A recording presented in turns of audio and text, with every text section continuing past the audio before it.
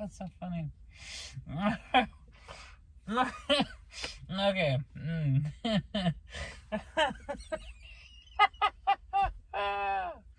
Okay. All right. Okay.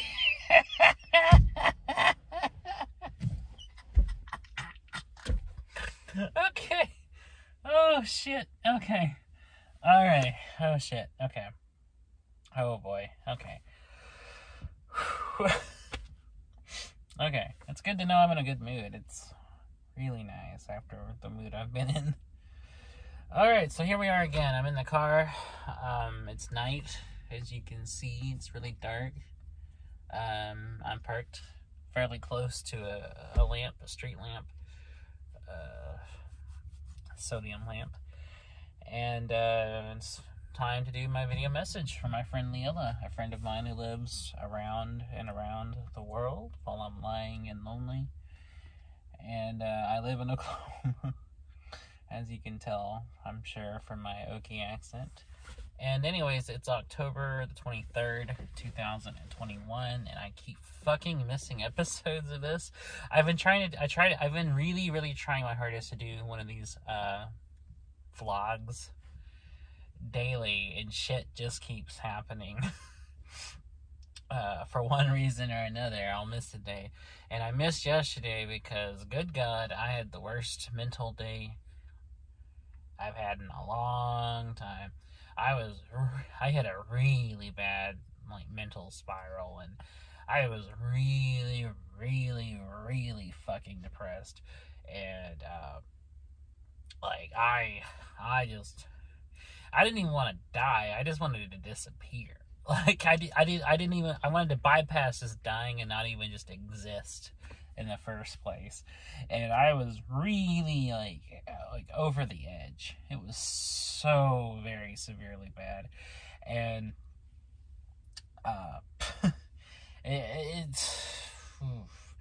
Lilla, if you're watching this, I think you might know what triggered it.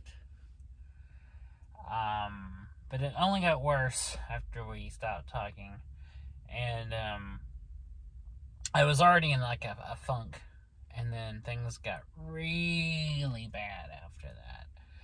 And, I just took the day off from anything. I was just I'm not even gonna fucking participate in the day. The day is just, as far as I'm concerned, the day can happen without me. I'm done. Fuck this.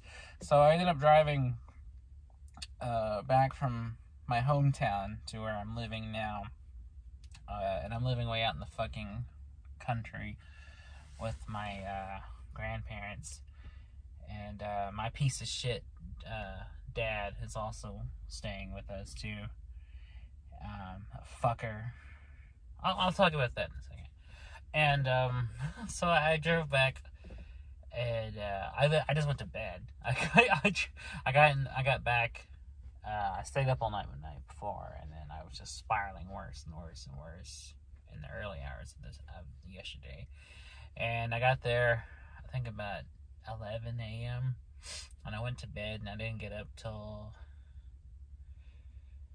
I got up about midnight today, and I stayed up for a few hours. And then I went back to sleep, and then I got up today at 11 a.m. and I've been up since then. And I actually did a bunch of stuff, and I felt much better having just slept and kind of avoided everything. And I did a bunch of stuff around the house, and I did a shit ton of laundry I'd been putting off. And I cleaned out the car a little bit, organized some stuff. And my folks were gone all day, so I had the house to myself, which allowed me to do a lot of stuff I normally wouldn't get to in the house. And took a shower and got dressed, and then I drove out here to this little town, because I don't get any phone service or internet at their house, so I have to drive here to use my phone. And been here since, and talked to some people, got back on social media, checked in on stuff. I finished reading a manuscript a friend of mine wrote for a novel. I don't want to go into too much detail about that. And, because that's, I think that's kind of more quiet. I don't know if they're being public about that or not. So I'm just going to leave it there. And I talked to you, Lilla, and for a little bit until you went to bed. And time got away from me, and I meant to record this sooner, but oh well. And here it is, 11 at night. About to be into the next day. We're about to roll into the 24th, and I'm just now getting to this. So fuck me. But I'm feeling much better today. When I woke up, I was already immediately in a better frame of mind, and feel much better. Oh, so this is the thing I'm going to talk about. So today I noticed my DVDs on my shelf. I have a huge collection of DVDs, and I keep them on a really big shelf, like a bookshelf, in my living room, where I'm in my grandparents' living room. And I noticed some of them were missing, and I knew immediately where they went. I went to my dad's room. Voila, they're fucking there.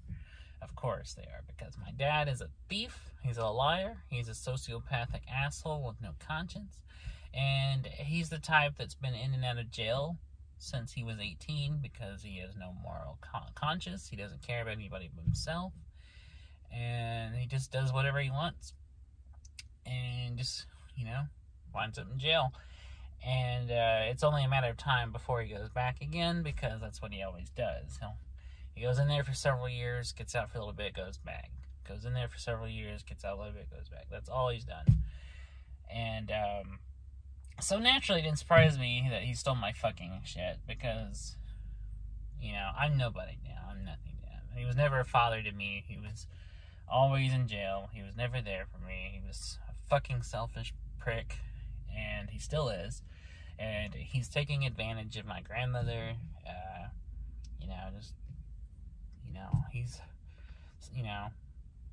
obviously using her, like, whatever he wants, she'll buy for him, and he's definitely taking advantage of that, because the house is just full of shit that that she's been buying for him, because he doesn't care.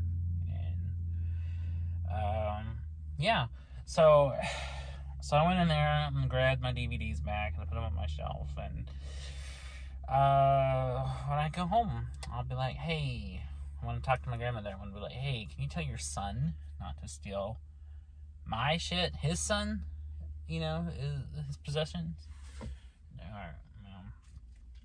Or if you're going to borrow something, at least ask me first. Don't just, steal shit behind my back. Piece of fucking awesome. What a piece of pig shit.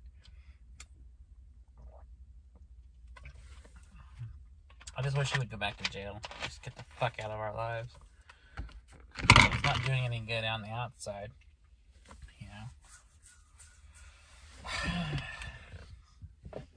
I really fucking hate him. I really do. Everybody in my family knows I hate him, so saying it publicly is not gonna shock or surprise anybody. I normally don't talk about this stuff. I'm normally very private about my life and about family stuff. But god damn it, I don't care. It's part of my life, and I'll talk about it. So so that was my day. Aside from that, it was pretty good,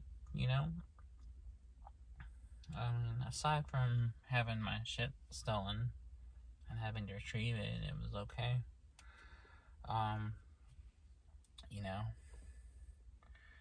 I called my mom today. I didn't use my phone because I can't have no service out there in the sticks.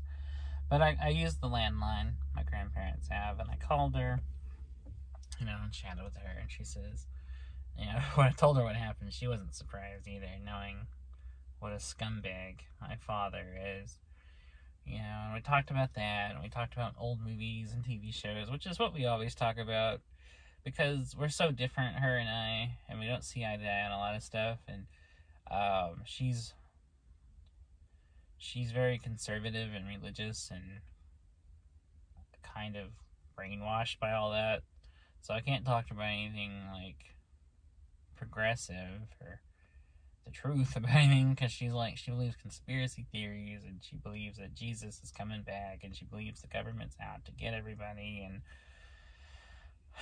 what she may not be entirely wrong about that one. Yeah, I don't trust the government either. But more in the sense of like they're just incompetent, selfish assholes out for their own gains and not actively conspiring against the citizenry, which is what she thinks. That was a pretty good conversation. We've kind of have this unspoken thing between us to where we keep things very surface level. We don't talk about anything deeper. We're aware of each other's views.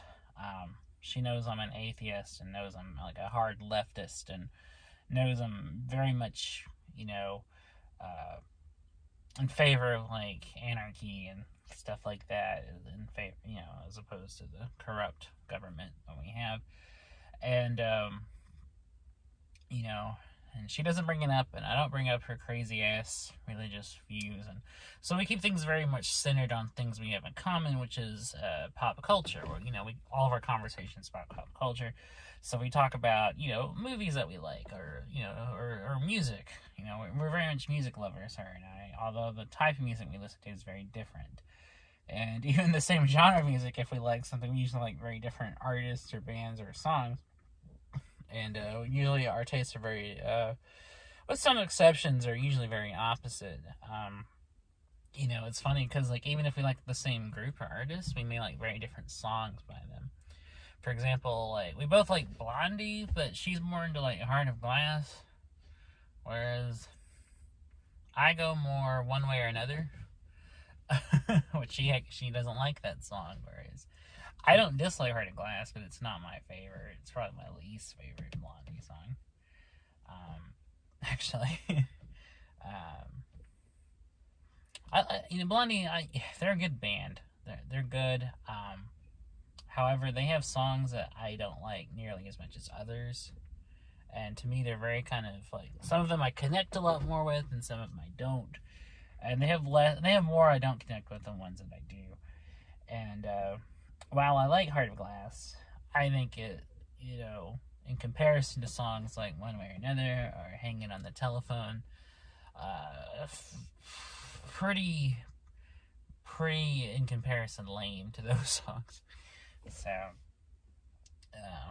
but I do like the band. I mean, I don't dislike Blondie. I just think they have very hit and miss, I'll say. Like, because something like Heart of Glass doesn't do anything for me. But something like One Way or Another, which is my favorite song by them, definitely does something for me. Or Rapture, or The Tide is High, I think are really good songs. Or, what else? Dreaming. Dreaming is an amazing song. I actually think Dreaming is probably my favorite song by them. Eat to the Beat's good. What else? Man, I got some good songs. I got some songs I really dig. Call Me, I really like a lot. I think that's actually a standout Blondie song.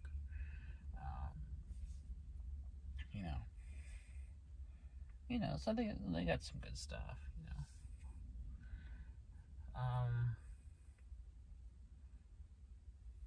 I would see them live. I mean, I like them enough to like. I would go like see them in concert. And although I've listened to their albums, but I don't listen to them regularly. Like, I don't just sit and obsess over Parallel Lines all the time. Although that is a good record, actually. But unlike most people, I'm more familiar with more of the hits, the more popular mainstream Blondie stuff than I am the deep cuts. But I do like them enough to like, if they were playing in my area and I had the money, I'm like, yeah, I'd go watch them. I'd drive like an hour or two to go see them. Actually, where I'm living now, like, I'm actually living close to a casino that actually has a lot of like famous groups and artists play there. At least they did before COVID. I don't know if they're booking anybody now or not, but I mean, where I'm now, I mean, like, if I had the money for tickets, I could, and they were still, hosting these people, I could just drive about an hour and, like, see a lot of people, or at least I could.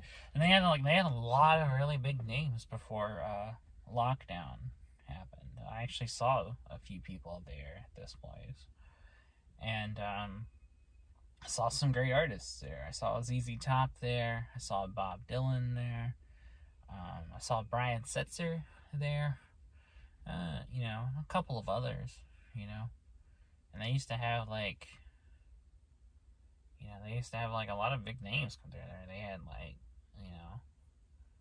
Winona Judd, and, they had, like, Keith Sweat. A bunch of people, Boys to Men, I think, played there. Foghat, I think, played there.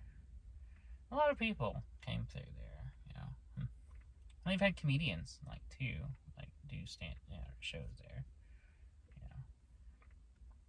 So, I mean, they get some good guests, to perform, I hope they start booking some people again. I'd like to go to some concerts. I don't usually go to them. Even before COVID, I didn't really go often. I'm one of those people. It's like I like going to a show, but I really have to like the artist before I make the dedication of like buying tickets and driving somewhere to see them.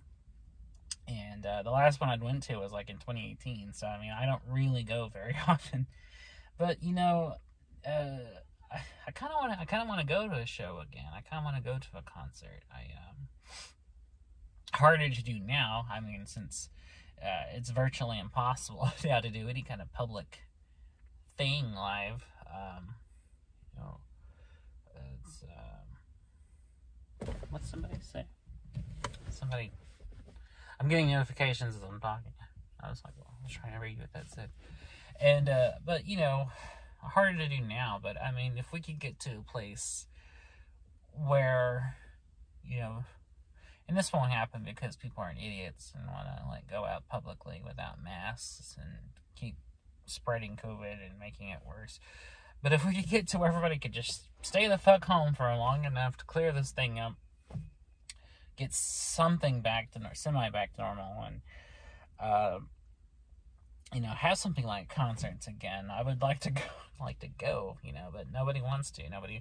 Everybody has already been cooped up long enough for people's tastes, and despite the fact we still are in a pandemic and people are still dying by the thousands every day, people are selfish and like, oh, I don't care about staying home anymore. I gotta go back to the office. I gotta go back to restaurants. I gotta go back to concerts. I gotta go back to the beach. I gotta go to the movies and all this shit, and some of that I'm guilty too. Yes, I've been, I've gone to the movies a few times this year. Yes, I've been going out publicly myself, but I still try to always remember to wear a mask. I still try to remember to, if I leave my car, try to put it on and go out, So, I mean, at least I'm still trying to make the effort, even if I am going out publicly. And like a lot of people, especially around here, they just don't give a fuck anymore. Like, they don't wear a mask, they don't do anything. People around here just act like it's pre-COVID, and yet that keeps people from getting better, which keeps the prevention of disease, and it just spreads the virus more and more. Plus, you get those dumb fucks that are anti-vaxxers and anti-maskers. Oh, god damn it! And they're part of the problem too, spreading all this bullshit, and it's never gonna get better. We're just gonna keep dying because people are stupid. And selfish. Stupid and selfish. I want to get out too as much as anyone else, but I'm still also trying to be safe about it, And I don't eat in restaurants anymore for that reason, because I'm too paranoid about that. That is one thing I don't do. I may go out, to the grocery store or something and wear a mask, or go to a gas station like one here, but I put on a mask before I go in, you know, that kind of thing. Or even in the movies, you know, I'll go wear a mask, but I don't go to restaurants. I don't know. That makes me nervous. The idea of food and, you know, who may have COVID and accidentally exposing it, you know, to food that I'm eating. It's risky, you know. These days I just go through a drive-through or something and eat that way. Or even if I go in somewhere like here and get something like a corn dog or something, I usually come back to my car to eat it. So yeah, I've been really that's one thing I haven't done. I had something else I was gonna say and I forgot what it was. Oh damn. Anyway, but yeah, that's you know, I wish that would stop. I wish people would go back to being considerate, and the world could go, you know, and some places are like jobs are like demanding people go back to the office and all this shit, and I'm like, that's ridiculous. Just keep people, you know, even after the pandemic's over, if it ever is over and we can get it back, we should just keep working from home, because really there's no point in working in an office. The only reason people do it, you know, or have done it for all this time, is because, you know, bosses like to feel like, you know, oh, I have all these underlings under me, and it gives me a sense of superiority, you know, keep an eye on these fuckers. But I mean, there's really no reason. I mean, people are just as productive working from home, we have found, as they are in the office. And also, there's no reason to just, you know, just no reason to you know, waste gas and resources and time driving back and forth every day, when you could just get up, put on a pot of coffee, and work from home all day, and then, you know, do shit around the house in between. You know, it's stupid. I actually worked from home last year. I had a job that allowed us to work from home. And while that job itself was very mentally stressful and taxing on me, and took a lot out of me, I enjoyed the being able to work from home aspect of it, even if I didn't like the job itself. I was like, at least I can do this from the comfort of my house. You know, and it was nice, you know. And it just made me always want to have jobs like that. I don't ever want to get out and, you know, work in an office or work anywhere else again. If I could get another, like, stay-at-home job, that'd be great. You know, although I currently can't do it where I'm living now, without any resources. And I have no money, so, I mean, I can't, like, you know, have internet installed out there, because I have no money to, one, get it started in my name, or two, pay the monthly bill, because I'm broke as fuck right now. And I don't know, and you know, and I have a Patreon and a, you know, Coffee or Ko-fi or whatever it is, and I have links to donate, you know, if people want to support my art or photography or writing or whatever, but nobody's interested. So, I mean, I'm not making any money artistically, you know, and it's hard to get a job right now anyway, just because there's nothing available, and people don't want to pay any, like, decent wages, especially around here, where, you know, minimum wage is like $7.25 or whatever, like something unlivable. So, I mean, it really doesn't make any difference, you know. Even if I did have a job, it'd be somewhere where I'd have to go get, you know, possibly exposed to COVID, work for people that are shitty, and to work for money that's really not even worth the effort to drive there every day and do it. So fuck that.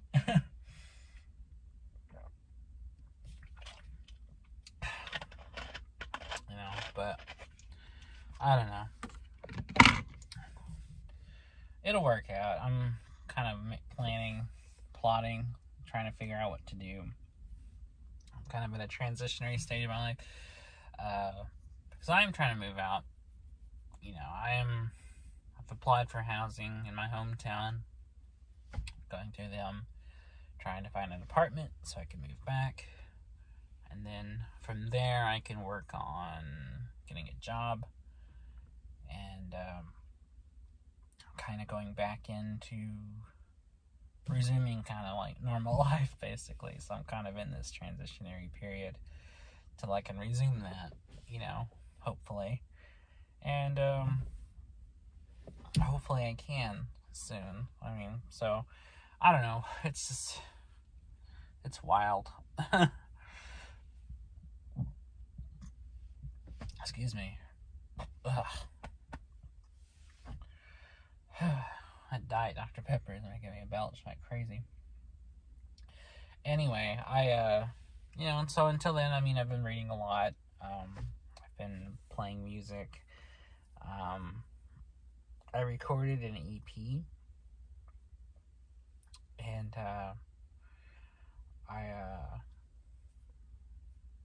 you know, maybe I'll release that soon on my SoundCloud and post it on YouTube to you, of course. And I've been playing a lot of music. I pre-recorded a bunch of videos for my musical series, Musical Fridays, where I upload a song on YouTube every Friday. Although I missed yesterday, just because of how shitty my day was, and how shitty in a mental shitty place I was in yesterday. And so I'll just probably have to wait till next, you know, or just post something anyway, maybe. But so yeah, I've been playing a lot of music lately in the past couple of weeks and recording a lot of videos of me playing it. You know, just kind of writing songs or improvising songs to post as future episodes, because of the whole debacle that happened a while back, where I thought I was going to move, and turns out I tried to move, and when I got there, things didn't work out, so I immediately turned around and came all the way back here. You know, no thanks to a certain so-called friend who said they were going to help me out when I got there, and then flaked on me. And I was like, well, this isn't going to work. So I had to come all the way back here, across the country. So, yeah. So things are still, you know, up in the air, but they're up in the air in the way they were the last few months. Rather than up in the air in a different way than they would have been if I had tried to stay there. Things are more or less have gone back to the way they were and have been this whole year. So there's that. But you know, I am trying to like dig my way out of this situation. I'm trying to like figure out ways to get back on my feet, move back to my hometown, or kind of resume my life I had there, you know. And I'm just trying to make the best of a bad situation, you know, because, you know, things aren't terrible, but I mean, they could be better too. You know, I have somewhere to stay, you know, but I'm living with family that are not good people, and they suck. And they've treated me like shit my whole life and made me feel worthless, and they've actually been the cause of a lot of mental trauma and a lot of mental like degradation on my part, and their degeneracy, I guess, you know, like mental, you know, degeneration. And you know, and a lot of the reasons I'm fucked up are because of them, you know. And so I'm stuck living under the same roof as these people, and you know, and then my asshole dad, you know, got out of prison recently, and so he's living there too, you know. And I can't trust him at all, you know. And he's back to his usual ways. I'm just walking all over my grandmother because she'll do anything in the fucking world for him. But if I need anything, you know, God help me if I ask for anything. You know, money's no object where he's concerned, but if I need gas money or something, and it's fuck me, like, I don't know what you're gonna do, kind of bullshit, you know. And it's always been that way. It's whatever he wants, he gets. And she's always been a pushover. Whereas, you know, I'm not saying she's never, like, provided me anything or given me stuff. I mean, she has, but, you know, she's also turned around and made me feel worthless or whatever. You know, my grandmother's weird, you know. My whole life, she's always, like, bought me stuff or gave me stuff or, you know, provided me with stuff. You know, if I needed something, you know, I never had to worry about it. But on the flip side of that, it was always making me feel like shit, always making me feel like I was incompetent. She acts like I'm a 4-year-old and can't do anything for himself. And in her eyes, I am incompetent. I don't know what I'm talking about, you know, when in fact, she's really a dumbass. And I don't mean to be so harsh, but she's really a dumbass. She doesn't know what she's talking about most of the time.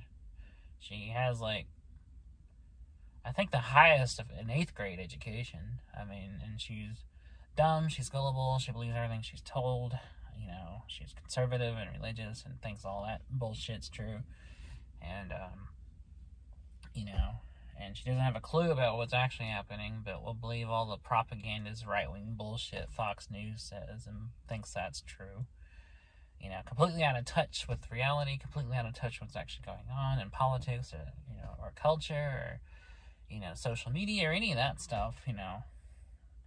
So, I don't know.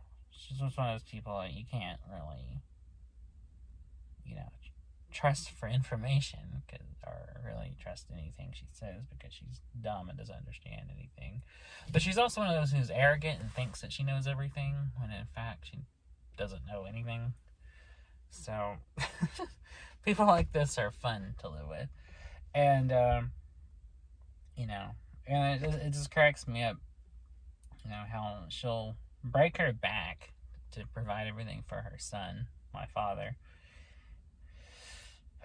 when he blatantly doesn't give a shit about her, and has even told my mother that, like, you know, he doesn't care about her, he's just using her for her money, you know. And I'm like, I mean, it's none of my concern. I mean, if she wants to blow all her money on him, then that's her decision, you know, and that's, you know, no skin off my ass. So, anyway, I mean, just keep me out of that shit, and don't steal my shit, you know. So, I'm just gonna have to have a little talk with both of them when I get back home. And be like, I know you stole my shit, or tried to steal my shit, you know. Keep your hands off my shit. I'm gonna have to start monitoring that shit closely. I'm gonna have to, like, you know, drive back every day, make sure everything's still there, you know. Keep a close eye on everything. You know, because you can't trust his dumbass. Yeah, he's also a pretty stupid person as well, you know. So, I mean, you know, these aren't the best folks to be around or to live with. So I'm really desperate, you know, to get out of there and do everything I can, you know, to move out. And I'm just kind of waiting for the opportunity to, you know. I mean, I've done everything I can. I mean, I've applied for housing, you know, I've talked to people about apartments, I've applied for apartments. I'm just waiting for things to open up, to become available, you know, that kind of thing. Especially the housing authority to really kind of come through. So, I'm on the waiting list, so I'm trying to, you know, I'm trying to hang tight, you know, until something can open up and I can, like, move in somewhere. And, you know, just the last couple of months I've been applying for a lot of places, and just, it's been just a bad timing because nothing's available, or, you know, I have to, because I'm with housing, I have to go through with, apartments that work with them, or landlords that work with them, and a lot of them don't, or a lot of them do, but don't have anything available, and, or nothing available within, like, kind of the limited time frame housing gives me, when I do get a voucher. And so it's complicated. It's a very complex process, and there's a lot of stuff involved, and everything has to work out just so, and nothing has. So I really kind of just have to, for anyone who's gone through all this and understands all this, just disregard all this. But for those who don't know, this is kind of how it works. And so that's just the name of the game. And so it's really been a waiting game, honestly. And so, I mean, I've done everything I can possibly do on my end. I just kind of have to wait for the timing to align.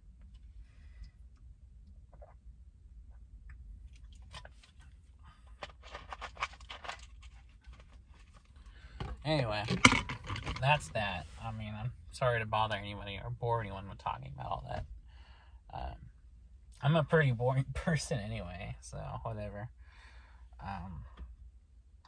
But it is the way it is. And so, like I said, going back to my day, I talked to my mom, and then I called my aunt and talked to her, and we talked about the same kind of stuff. Although I'm a lot more open with her because I can actually talk to her about stuff and know that she's not going to just disregard me or just kind of be closed-minded about stuff. My aunt's a lot more open-minded than my mother. I can actually talk with her about stuff. She can actually listen to different points of view and not really care. My mother's the type that, like, if you think anything different from her, then she just freaks out and tries to talk about how you're wrong and, doesn't listen to you or doesn't care about anything you have to say, and if it doesn't align with her, viewpoint on something.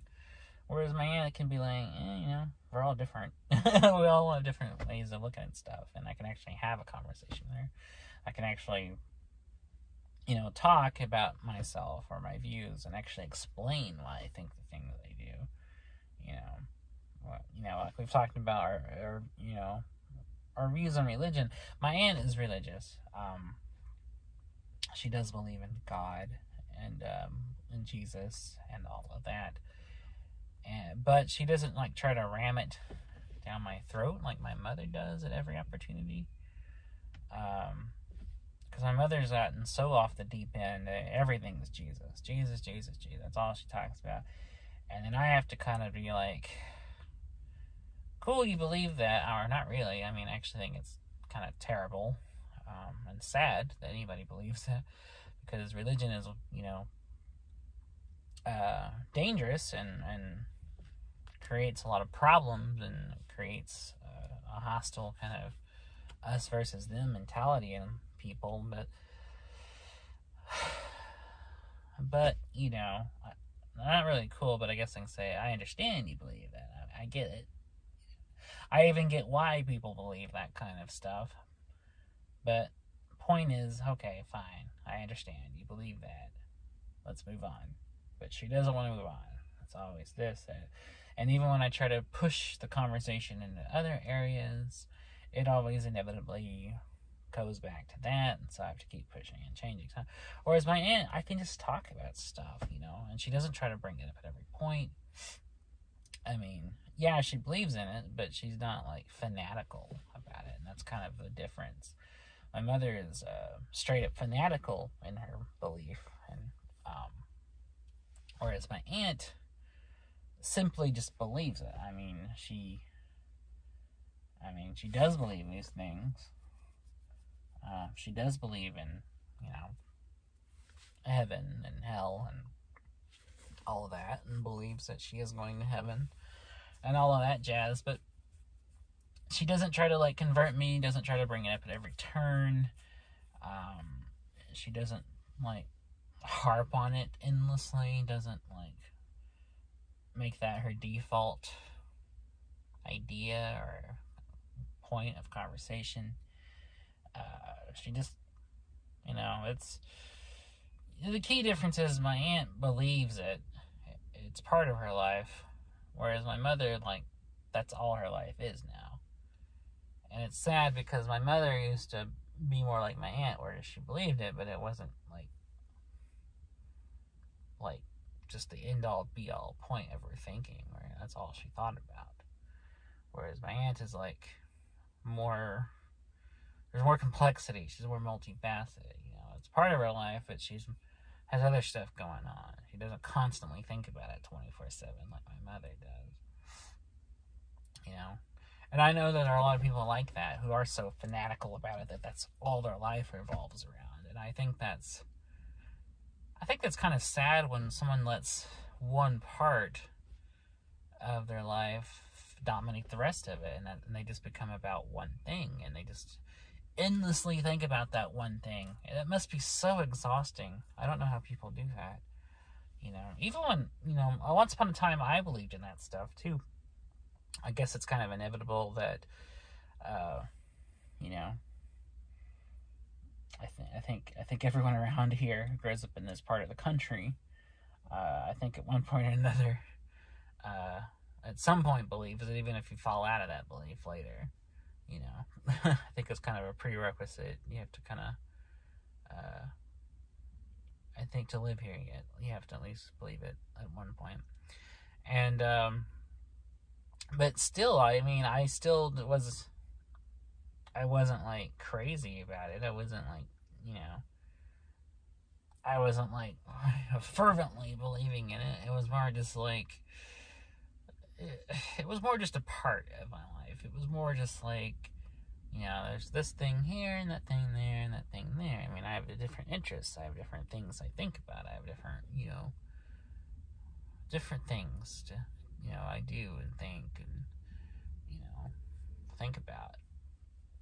I wasn't one of those, like, zealots where all I can do is, talk endlessly and babble on about their faith and babble on about God and how everybody, is sinning. And, it's funny, you notice it's like the religion, it's the fanatics are the ones that are like that. They're like the most judgmental and the most adamant about everybody going to hell, And sadly, my mother's becoming like that. She's getting more and more to where, like, the whole world's going to hell. Everybody's evil. Everybody's sinning, and and she actually uses terms like the gay agenda, and I'm just like, oh God, oh it hurts. It hurts,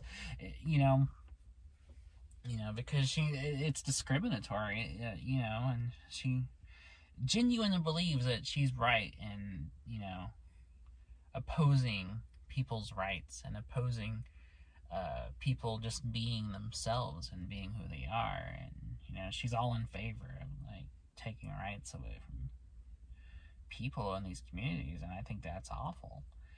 And,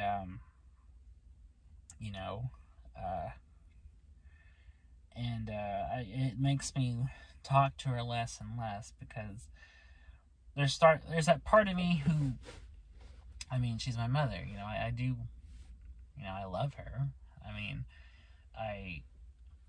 I want to, retain some connection, but it's harder and harder and harder and harder and harder and harder and harder the older we both get, because she's getting more and more and more like that. And honestly, I'm very close to just cutting ties with her as it is, because she's getting more and more like that. Because the more she's getting like that, the more she is becoming more hateful about this stuff. And I'm really trying to get her. I'm trying my best to get her to, understand that these people are people. Like, we all have, we all deserve rights. We all deserve the same things. And it's harder and harder and harder to get her to see that, because, before she was, like, devout and fanatical like this, she's always been opposed to it, but more opposed to just their sexuality itself, not the people. But she's getting more to where even the people, I think she's starting to turn against. And that's worrisome, because once you go down that road, you're kind of already a lost cause. And I don't put up with people like that. And I already don't talk to the rest of my family because they're shitty, but I'm really trying hard to not I don't want to, I don't know, I don't want to end our relationship because, you know, she's always been a part of my life. She's always been a bad mother, but, I mean, in other ways, she was always, you know, I don't know. I mean, when I think about it, you know, I never, I never liked her. I think I just wanted her to love me so much growing up that, you know, I just put up with everything. But I don't know. It's just, I don't know. It's a lost cause. I think I just need to really give up trying at this point because she's just getting more and worse. She's getting worse and worse. And I don't truck with anybody who, you know, bashes any kind of community or, you know, opposes the rights of people. And I guess I was just trying to get her to realize that that's wrong and come to the light side, come away from the dark side, you know. Because when she does, I mean, I do try to either change the subject or I do try to explain, you know, like, hey, and these are people you're talking about, and you shouldn't say things like that. You shouldn't dismiss them. You know, you should want rights for everybody. These people are, you know, have been oppressed, and they still get oppressed, and they're still discriminated against, you know. And I think I'm done. I think I'm done talking to her, and the more I'm really starting to think about this, because for a long time I've been trying to get her to see the light, so to speak, and abandon those kind of hateful views, but I think I'm wasting my time. You know, because I don't know. I don't know why. I don't know why I try to hold on to our relationship, even though she never really was much of a mother. When I think about it, she was always shitty. You know, she was neglectful. She made me feel like garbage my whole life. I don't know.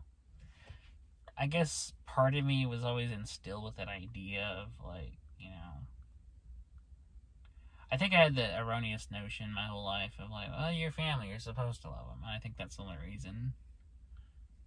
But I never liked her, and in fact, my whole life I hated her. Even as a kid, I resented her and I hated her.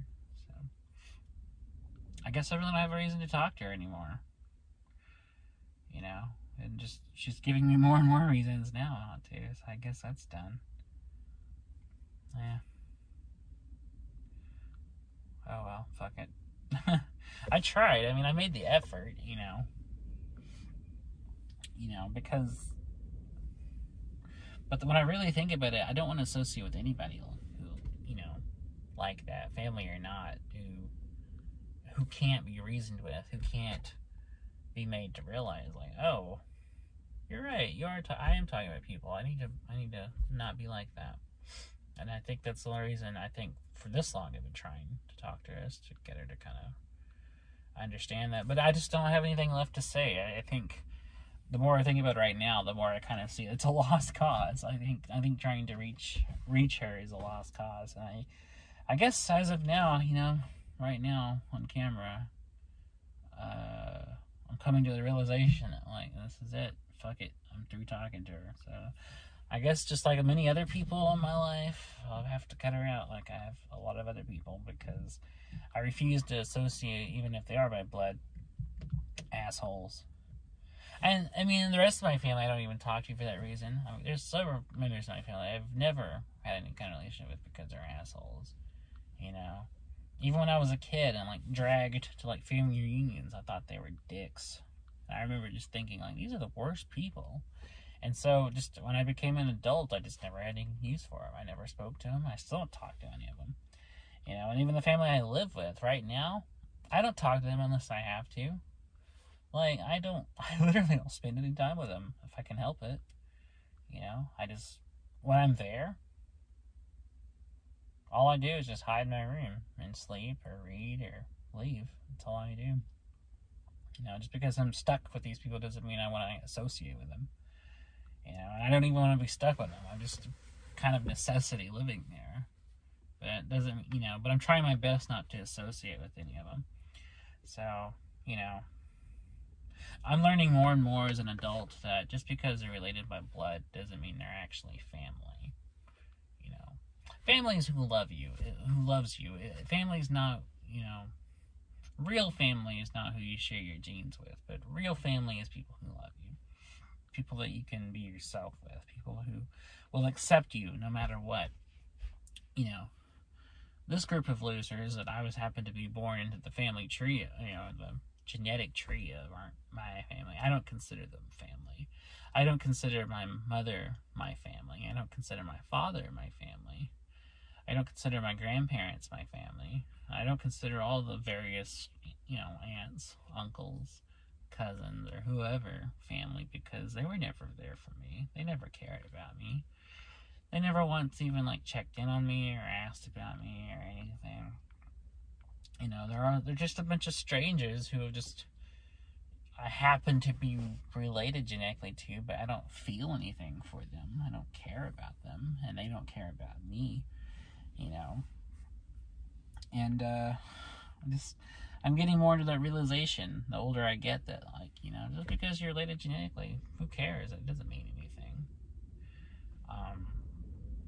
I think our culture, our society puts very much like this heavy kind of traditionalist like view on family of like, oh, you know, you gotta stick with your family no matter how awful they are. I'm like, no, you don't. You don't have to stick with anybody. Fuck them.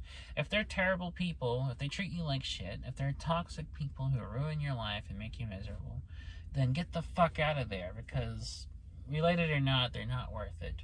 No one's worth your happiness. And that's something I'm really learning more and more. I'm learning that actually a little more every day. The longer I live, and the more I'm around these, like, sorry sons of bitches, makes me realize that, yeah, no one's worth this shit, you know? I don't fucking care if I have your genes or not. Like, you don't mean anything to me. You know? I've already, like, you know, wrote off, like, everybody in my family pretty much because they're all dicks. You know, they've always treated me like shit, or I don't even matter to them to the point for that. You know, they're not even part of my life. They never tried to be in my life, so I don't fucking care if I'm in their life. You know, and even the people I live with, like, my father's a piece of shit. He was never there for me. He's always was some stranger I would hear about. You know, and actually in the entirety of my life, I've only met him a few times. Because he was always in jail. I'd always have to go to the prison with my family and visit him. And I never had anything to say to him. I didn't know who he was. You know, and everything I've heard about him from my mom, just about what a sorry sack of shit he is, makes me realize that, you know, a long time ago, I'm not missing anything. So, you know, and the other sorry sacks of shit that are my grandparents are just terrible, awful people. And they're really not doing anything productive or contributing anything.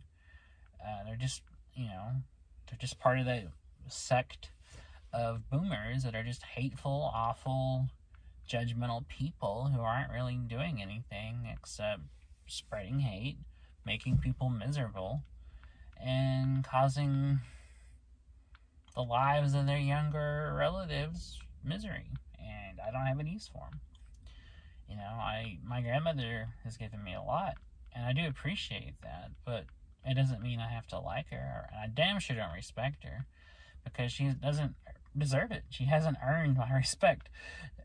She's one of those people who thinks she does just because she's old, just because she simply has lived longer than anyone else, but she doesn't contribute anything.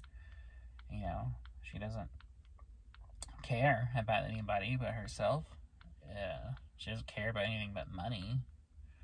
You know, and she doesn't care about anybody, like, other people. She doesn't care, you know, and she is one of those judgmental religious people that's like, oh, you know, fuck all the people who aren't like me, you know, and plus she's racist, and she's homophobic, and she's transphobic, and all that stuff. So, I mean, You know, I don't have any use for anybody like that.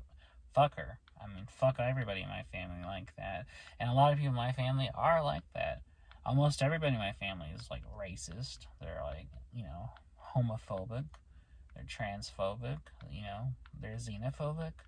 They're Islamic phobic. Like, these are all terrible people.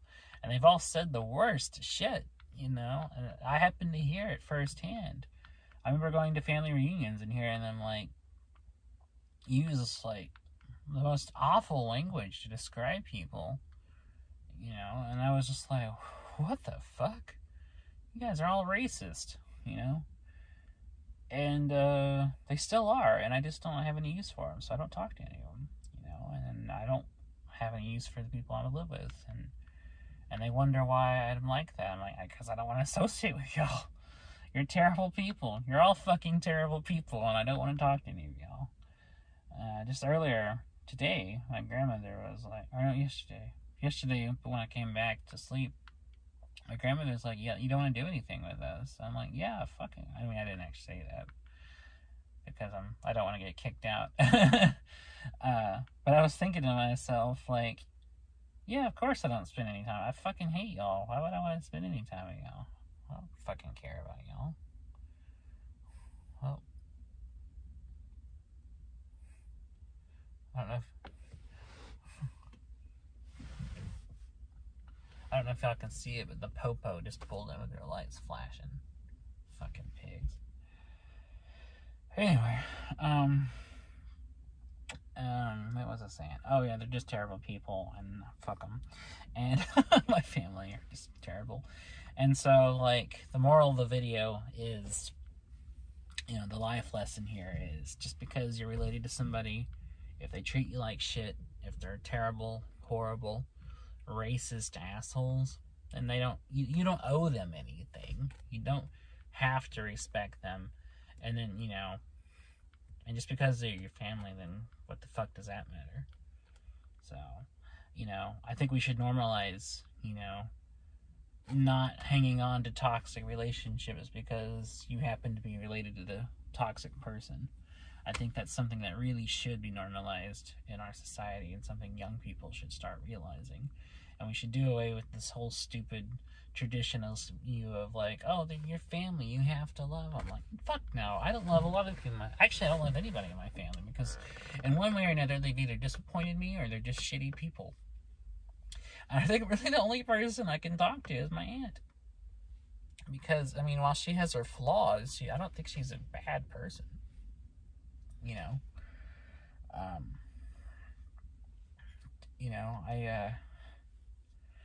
My aunt's, like, she's not a shitty person. I mean, she's naive. You know, and she does have some thoughts that I think are just kind of stupid, but, you know, she's not a malicious person, you know, she's not a terrible person, you know, she's actually pretty open-minded, and I can talk to her about stuff, and talk to her about why I'm an atheist, and all this stuff, you know, without judging me, you know, and she's the only person I feel like I can have a conversation with, and, you know, she's pretty much the only person in my family, at this point, I speak to, or want to have anything to do with, because even my mother at this point, like, I'm just like, I can't talk to you. And I'm tired of only talking about stupid, generic, you know, pop culture shit, because it doesn't take away the fact that she's still like she is, and I'm just gonna stop talking to my mother. You know, I should have stopped talking to her a long time ago. That's a mistake on my part, but at least I'm willing to do it now, so I can rectify my mistake, I guess. So, yeah, this has been a journey. I didn't even intend to get into all this. Here it is. I'm just, just word vomit. Just pouring out my guts here. And, I don't know, I guess these videos have become a lot more personal, because I don't know, I guess I've just reached a point where I'm so exhausted by everything, and I'm so mentally tired all the time, and I'm tired of really just dodging things that feel like I just need to talk about shit, and I've just gotten to where I just don't fucking care. I'll just talk about my family, because for a long time I'm very personal by nature, so a long time I never really got into talking about my family much. I never really liked publicly discussing stuff about what my family are like or who they are, because one, I've always been ashamed of them because they're terrible people. But two, I've just always been really like, I just don't feel like that's a matter of public discussion. And now I've just gotten to where, like, you know what, fuck it. I'm just going to be honest. I'll be transparent with everybody. My family are shitty. I don't want to have anything to do with them. I don't have anything to do with them. And here's why. So, I mean, I'm just getting more and more open about stuff. The older I get and the longer I do these videos, and the more comfortable I'm getting talking on camera about this. So now y'all hear everything. Y'all are hearing all of this shit. Oh, that's great. So, yeah, that's the thing. And I really just needed to talk about all this, you know. That's another thing. Doing these videos, I think, is a kind of therapy for me, because I can't afford actual therapy. And I'm just too tired, I'm just too tired to, like, keep stuff private or pick and choose what I talk about anymore. I think now I'm just like, let's talk about shit. This is just my life. My life, I'm getting more and more to where I spend my life on camera. Pretty soon my life will just be a 24-hour documentary series, and I'll just trim and show my life, and y'all can watch everything happen to me as it happens. You know, it'll be very much a case of like that Lou Reed album title, Growing Up in Public. I think that's kind of what my adulthood is becoming. Just me growing up in the public eye. I'm doing YouTube videos. As I just get more and more just open and transparent about stuff, and more comfortable talking about my personal life.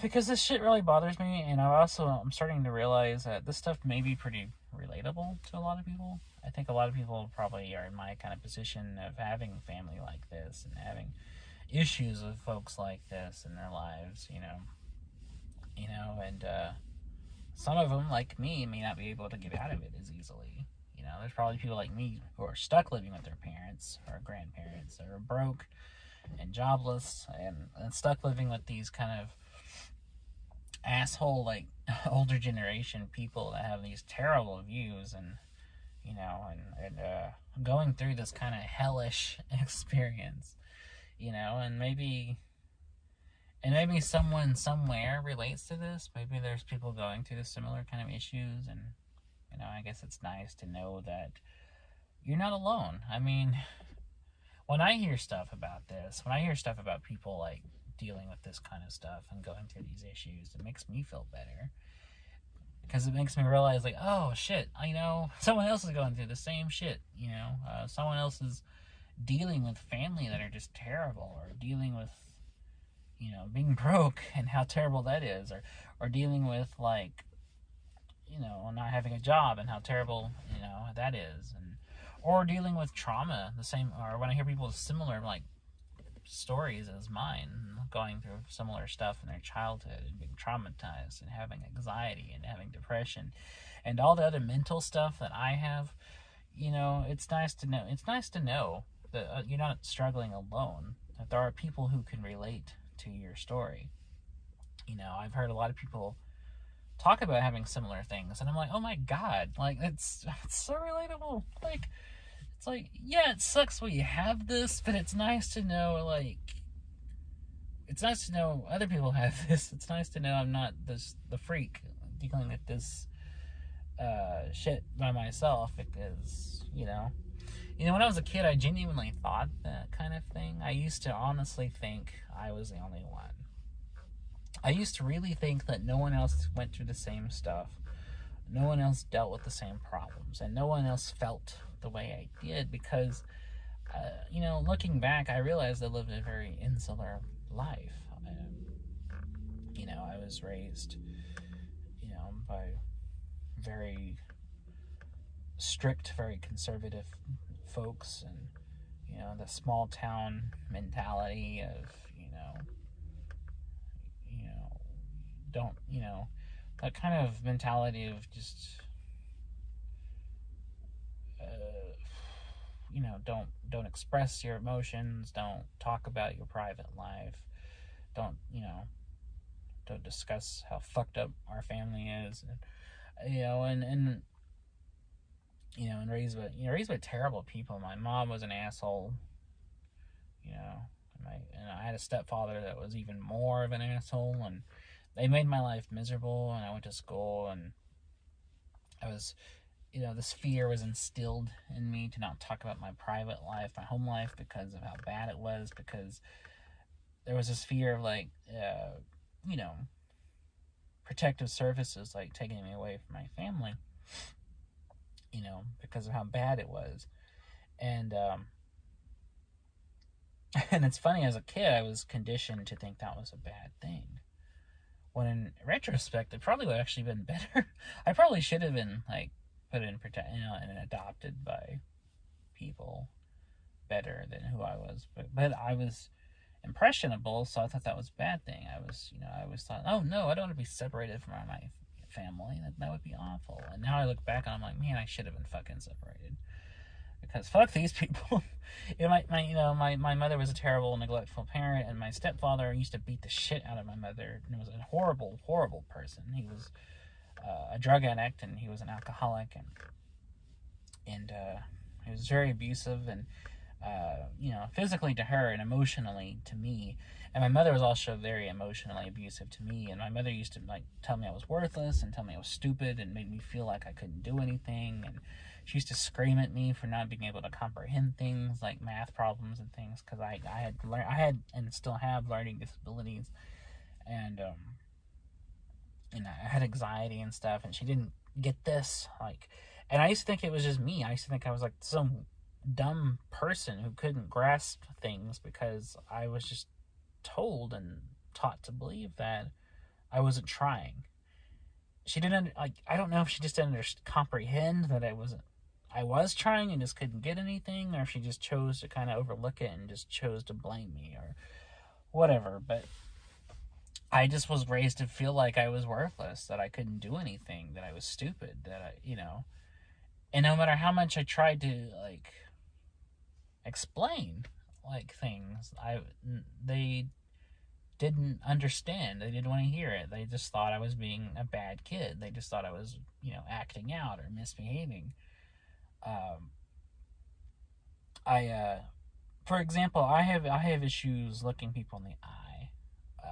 I have really bad anxiety. It makes it hard for me to look people in the eye when they're talking to me or when I'm talking to them. And as a kid, they would be lecturing me or something, or telling me off, or cursing me out, or whatever. And because I was looking elsewhere, or looking upward, or looking at the ceiling or something, they thought I was, like, being sarcastic and rolling my eyes. And I was like, no, I wasn't. I'm not trying to. They didn't understand that they didn't understand it wasn't normal for me to make eye contact, that it was actually very hard for me to. And I tried to explain that, and they didn't believe me. Or when I would try to do homework, I couldn't grasp math. I have issues, and I still do, with math, because I can't grasp, I can't memorize numbers, and I can't grasp certain concepts, and even basic math is very hard for me. And my mother just chose to believe that I just wasn't trying, that I just was, that I was deliberately being obstinate. And she used to get so mad at me. She would scream at me, and she would say I was stupid. She would say that you just want to grow up to be mush and not think. And I'm like, I'm not trying to. I don't understand it, and it would make me cry, and because I felt like it was my fault. I felt like I was disappointing her, and I felt like even though I couldn't help it, and that made me feel worthless, because it made me feel like my best wasn't good enough, and that that I just wasn't trying hard enough, even though I was trying as hard as I could, and it just made me feel like I was the problem. And I've always been raised to think that by everybody in my life, that I was the problem. My mother always made me feel that way, or always made, basically without actually coming out and literally saying it, said that I was the problem. My stepfather always made it seem like I was the problem. My grandmother, I was the problem. My other maternal grandmother, who I actually very much got along with, would sometimes also still make me feel like I was the problem. Just everybody in my life just made me feel like that I was a burden, that I was an issue, that, like, you're not trying hard enough, you're not doing the best you can, you're being a bad kid. And I'm like, no, I'm not. And the thing is, I actually was a very good kid. I did my best to obey the rules, to do what it was told of me, to do what was expected of me, and if I fucked up, if I made a single mistake, then all hell broke loose, and it was my fault. You're a bad kid. You don't know, you don't know anything. You're stupid.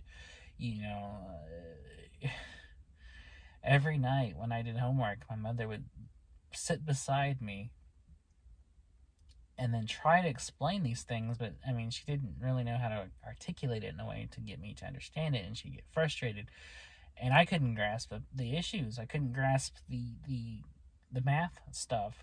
I was good at other things, but I couldn't grasp that, and it made me feel like I just wasn't trying, that I was being stupid, that I was being deliberately stubborn, that I just wasn't trying hard enough. And I'm like, I just don't get it. And she'd get so mad, and she'd call me stupid, and she said that I just wouldn't amount to anything, that I'd grow up just, being dumb and not able to function. And I internalized all of that. And it made me hate her. And it made me hate every adult in my life, because they all treated me like shit. In one way or another. They always they always said mean things about me and to me, and made me feel worthless, and made me feel like all I did was fuck up all the time. And I had anxiety, and they didn't understand that, and they didn't understand depression,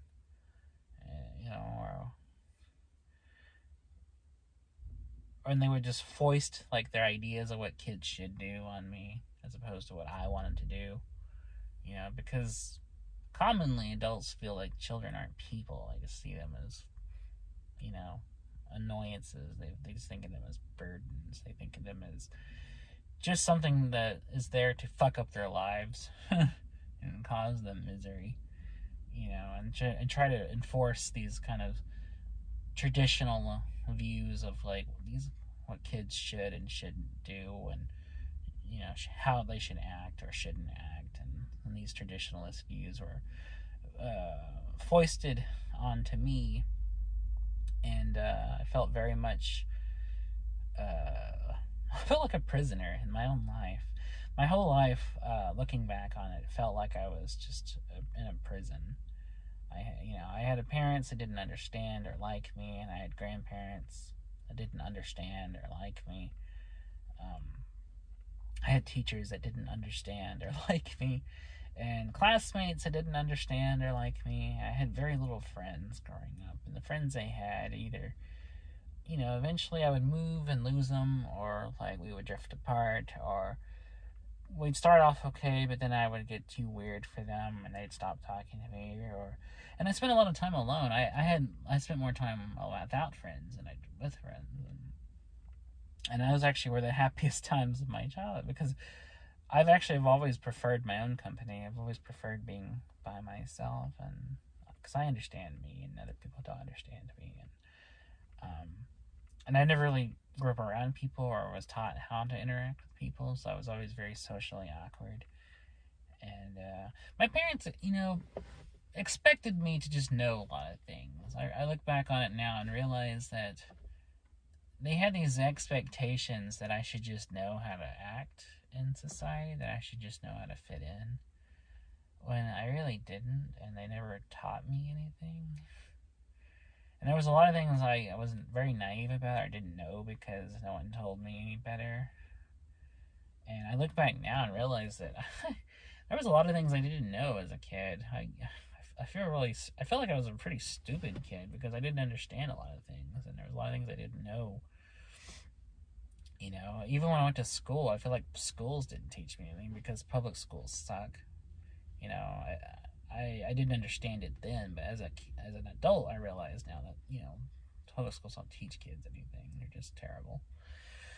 And and so I really felt like I was pretty far behind in education as a kid, and through a combination of just the poor public school system and how they don't really give a fuck. They just want kids to do well on tests, and a combination of just parents not being around or really taking the effort or time to teach me anything or teach me proper things that I should know for life, and just expecting me to know things.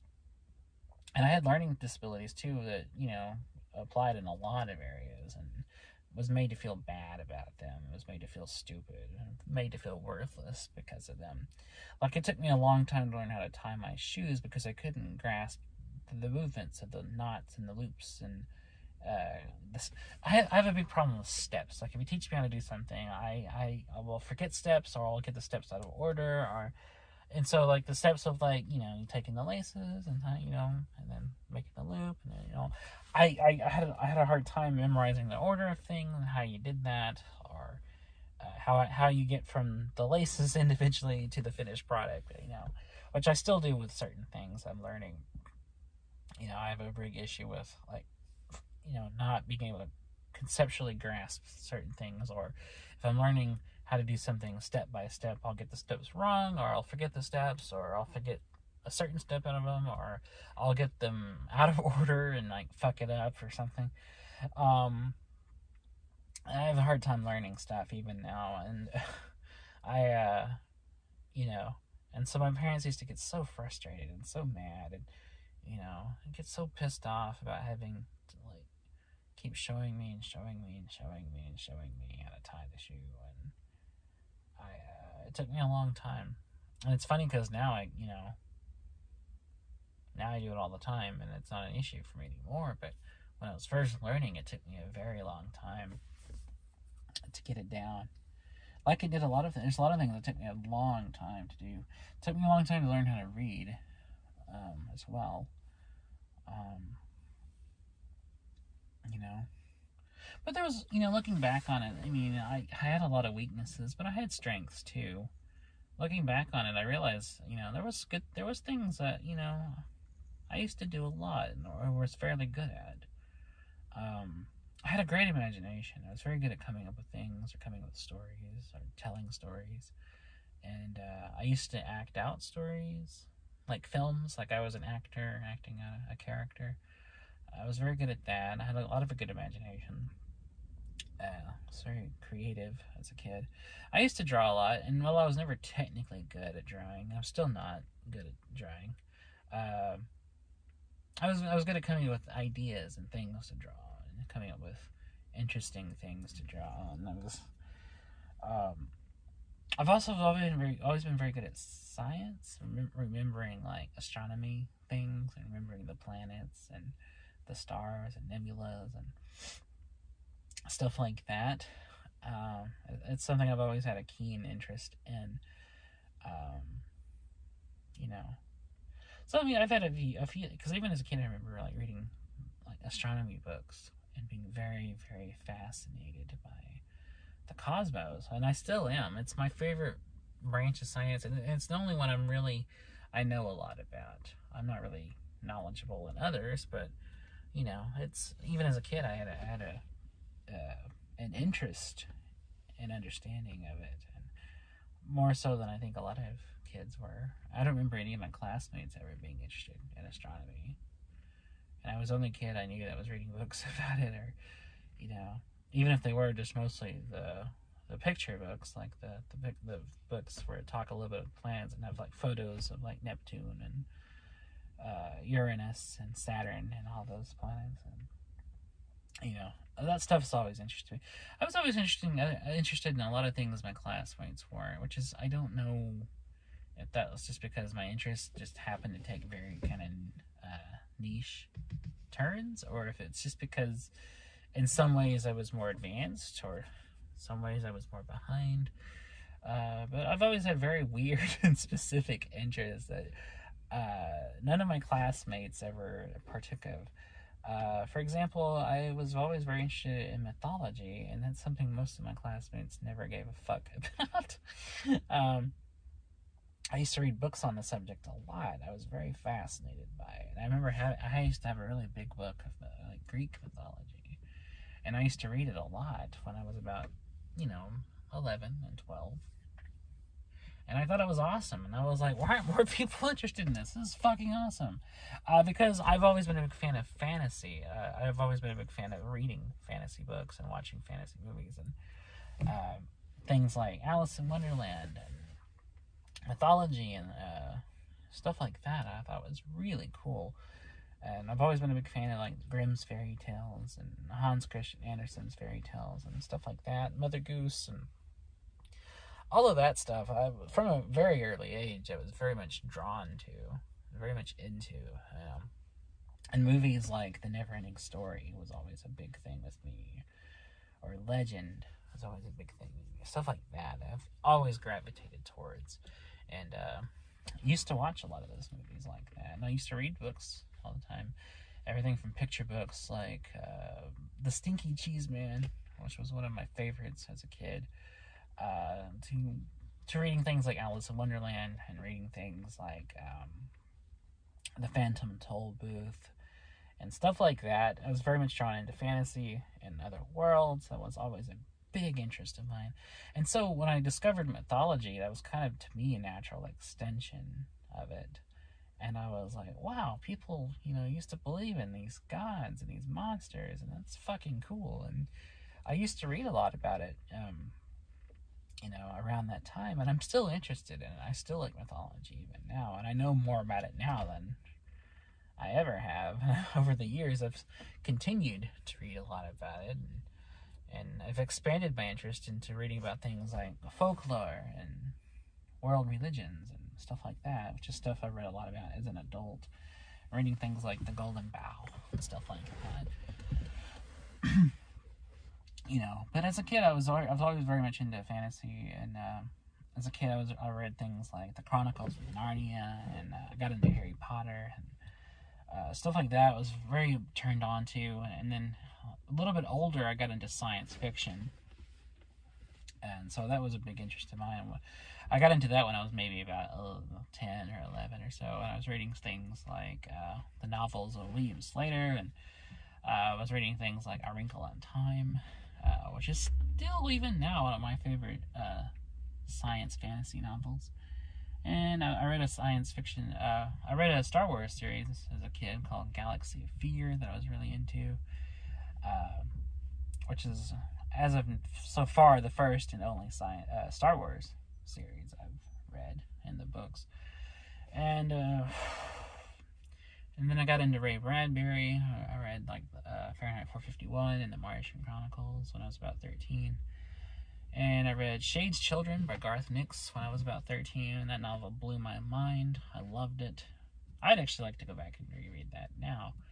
And I was very much into things like I said, Wrinkle in Time, Swiftly Tilting Planet, some of the Madeleine L'Engle stuff. And I got into Lloyd Alexander's Chronicles of Prydain when I was about 13. Like the Book of Three, Black Cauldron, and all that stuff. I thought that was great.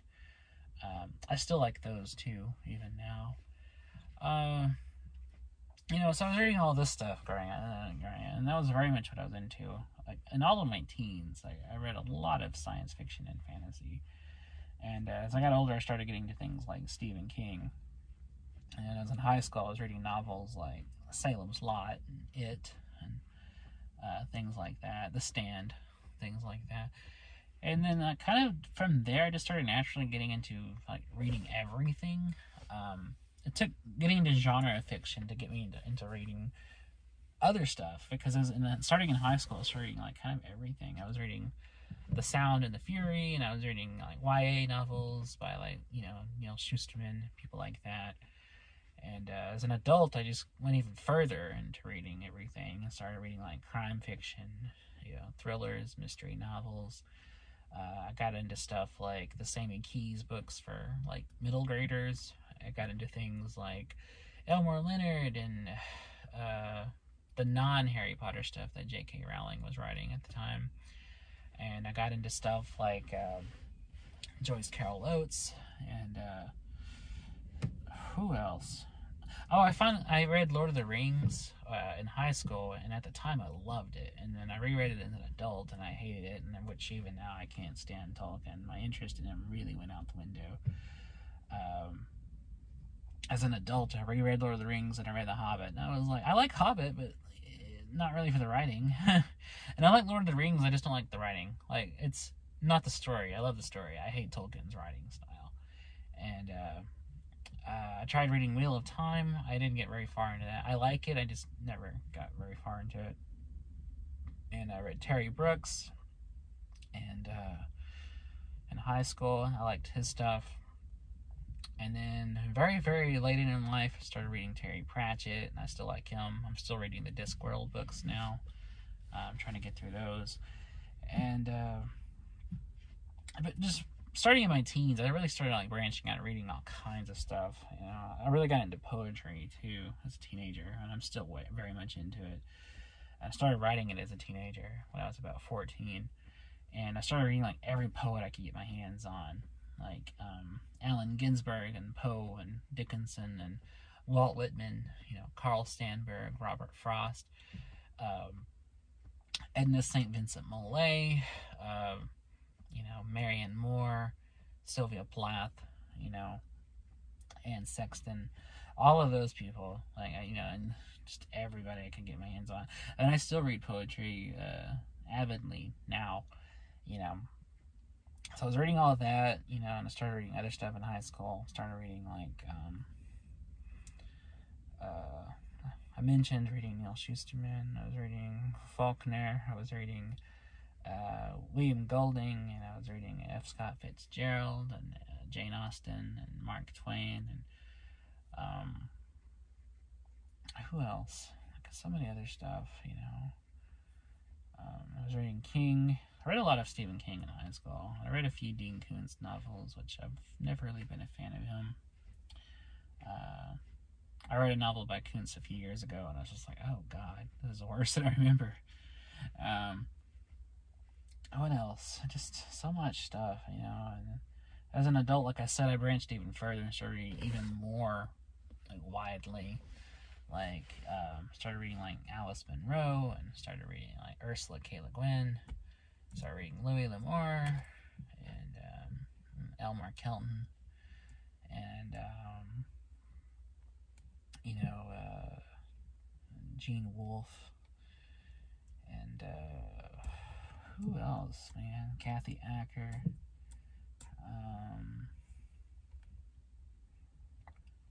Neil Gaiman. I got into him in high school. I've been a fan of him since I was about 14. The first thing I read by Gaiman was Stardust, and that novel really got me on the path of Gaiman, and I still love his stuff. The Sandman is actually my favorite comic series ever. It's just my favorite comic, period. I love the Sandman.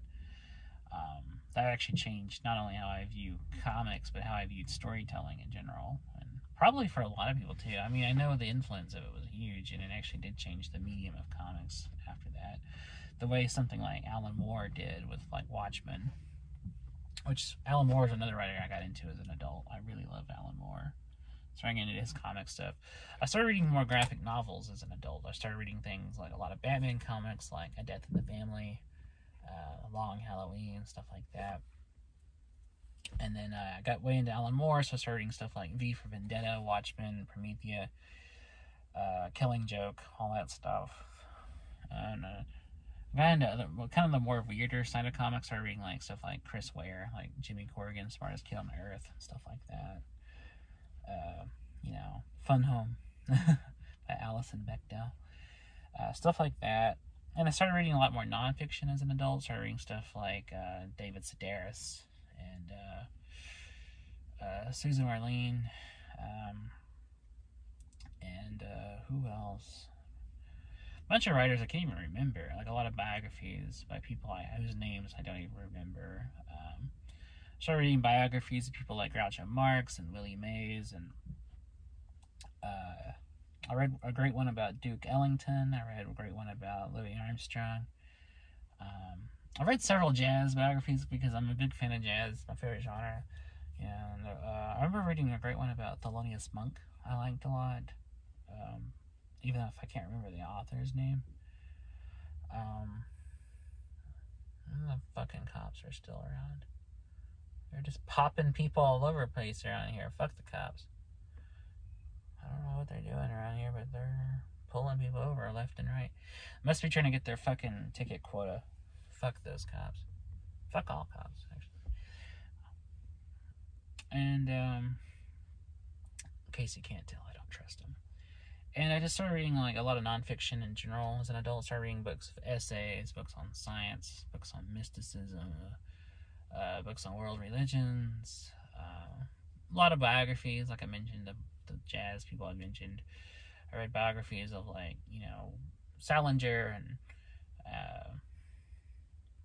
Salinger and Stephen King and Anne Frank, people like that, Sylvia Plath. And I started reading books of letters and correspondence, but from people. Like I read a volume of Lewis Carroll's letters, and who's that? Oh, okay. Somebody messaged me. I just saw who it was. And I started reading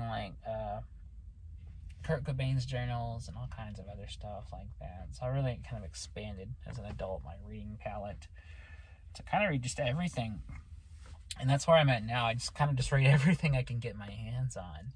And regardless of what it is, if it gets my interest, then I'm interested. I don't really care what it is so much as if it's something that catches my eye. And so, and so when people ask me what I read, it's hard for me to answer that question, and I usually just kind of give the usual spiel. I'm just crime fiction, poetry, essays, biographies, horror fiction, just whatever, and that's, so my reading does tend to be pretty eclectic, these days, because I do like all that. I can read a book, by Oliver Sacks and enjoy it just as much as something like a novel by someone like, Brian Evenson, just because I like all kinds of stuff, And recently on Twitter, I gave a long list of writers I like, and I mentioned people like John D. MacDonald and Stephen Graham Jones, and who else? Joyce Carol Oates and King, obviously. Who else? A bunch of people, And even in these videos, I talk a lot about what I'm reading or books I want to read and authors that I'm just getting around to.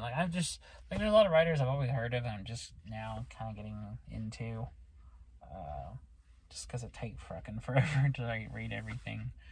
And I'm just now reading Jeff Vandermeer's work, and I really like Jeff Vandermeer. So far I've only read one and about half of his novels so far, but they're really good. I'm reading his Southern Reach trilogy right now, and I'm on the second book called Authority, and it's so good. It's the best science fiction I've read in a while, and I'm also just getting into new people, just a couple years ago I found Gemma Files, and just a couple years ago I got into Kelly Link, who writes some really good fantasy and horror stuff. And I just got into Stephen Graham Jones a couple years ago, and I really like his stuff. So I'm just, discovering new people all the time. So that's fun. It's always fun to discover new writers, and just add more voices to your list of people you read.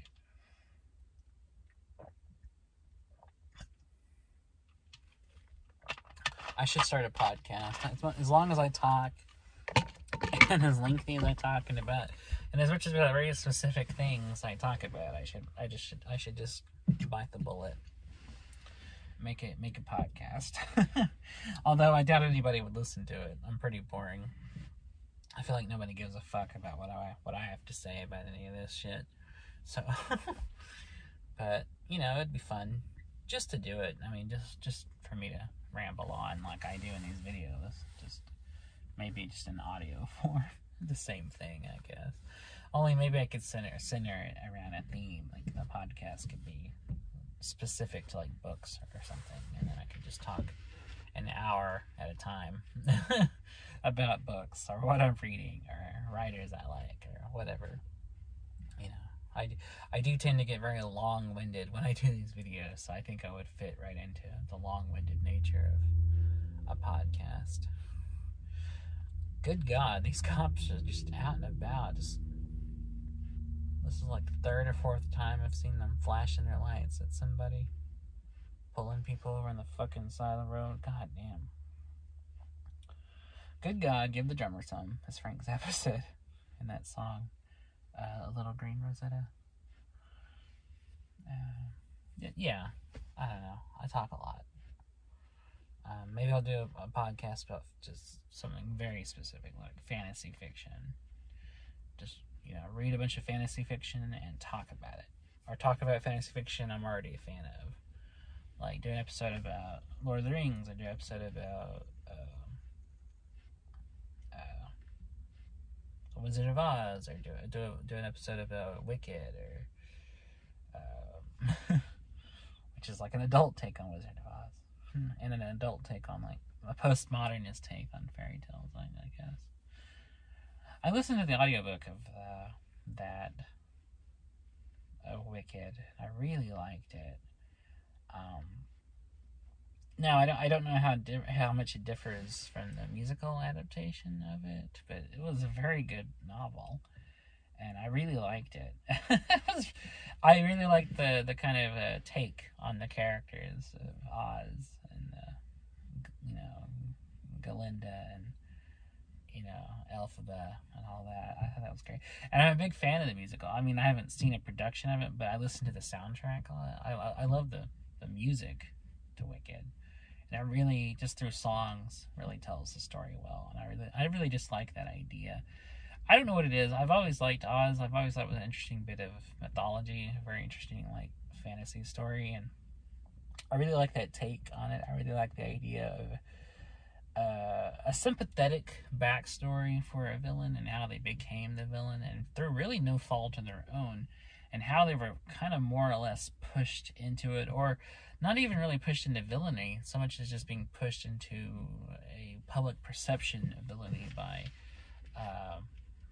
the forces that be and the corrupt authority figures that portray them as being evil. I think that's a very interesting idea for a story, and I think it was really done very, very well.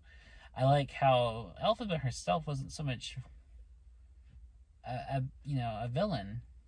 She was more an outcast who, through defying the public perception and defying the corruption of the government, or Oz himself, who is basically a king, a ruler, an emperor, became seen as the bad guy, or the bad gal in this case, because of just her refusal to play along, and go along with this bullshit that she knew was wrong, and so by defying, the corruption of the king, becomes seen as public enemy number one, and then becomes an object of fear. It becomes an object of ridicule, a pariah, like by defying everything, defying gravity. But yeah, I thought it was a good novel, and I would recommend it to everybody. And I know the guy who wrote it wrote like a full series of like these postmodernist adult takes on fantasy literature, because I know he wrote another some other books like Confessions of an Ugly Stepsister or something like that. That sounds interesting too. I don't know if it's tied into the Wicked universe, but it sounds interesting. It sounds like an adult take on Cinderella or something, which also would be a very good read, very good, interesting listen. So, but I love Wicked. I would love to see a production of it.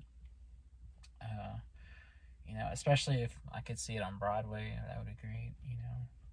I would love to see it with like the original cast, like get Idina Menzel in there, Kristen Chenoweth, like get those ladies in there, reprising their roles. Oh my God, you know how great that would be.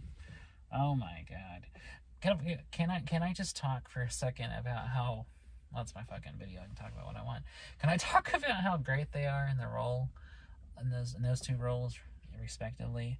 Like, good God, like, and their singing is incredible. Idina Menzel is one of the greatest voices I've ever heard in music. Like, she's one of my absolute favorite singers because, good God, she has some pipes.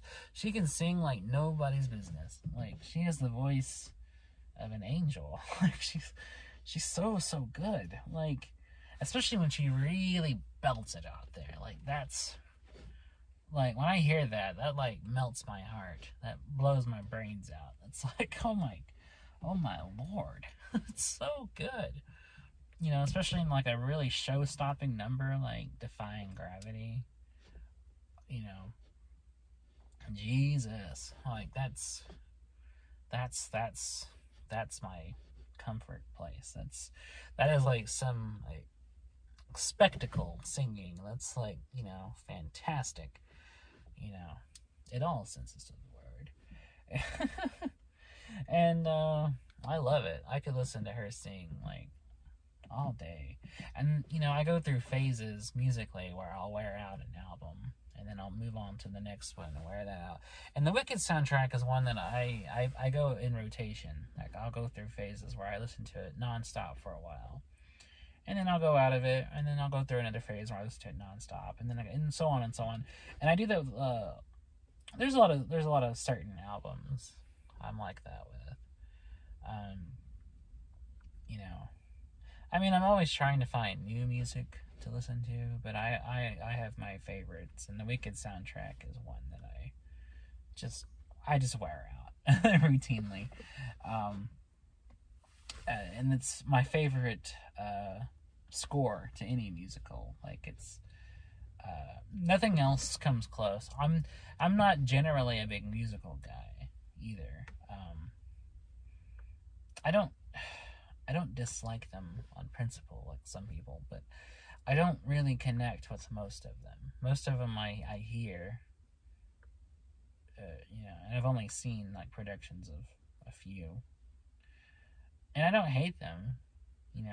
I've sat through some local productions of stuff like Into the Woods and stuff, but I wasn't like, this fucking sucks. It was more just like, oh, this is pleasant, but it doesn't like really resound. It doesn't connect with me.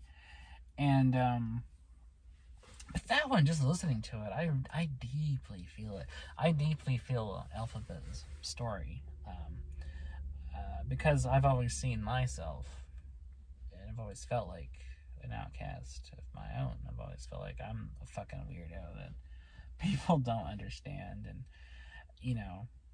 and I'm sure that's not the case. I'm boring, and I'm probably closer to most people than I care to admit, but in my head, I tend to see myself that way, and so I feel like I can really connect with her, and her story, and just the way it's told through the songs, and how Idina and Kristen, musically and lyrically, it's definitely telling what's going on, but the way they sing it, the way they bring so much expression to it, really sells it. It really convinces you, like, these are the characters, and they're singing their hearts out because this is what they're fucking feeling in the moment. And you know, I buy it. I'm like, they're really fucking going for it. Like, you know, and I get so into it, I forget these are actors singing, and I really just hear the characters. I really do. Like, you know, that's saying something. I normally don't do that. I normally, you know, when I hear any kind of musical number, I don't think of it as like, oh, that's the character. I just hear the actor. Even in musicals, I do like, which I don't. Yeah, like I said, I'm not generally a musical guy. I like some. There are some I like, and I listen to the soundtracks too. But I don't just like go hog wild over any musical. Like, I'm not interested in something like Guys and Dolls. You know, I'm not interested in something like Carousel or whatever. You know, or Meet Me in St. Louis or whatever.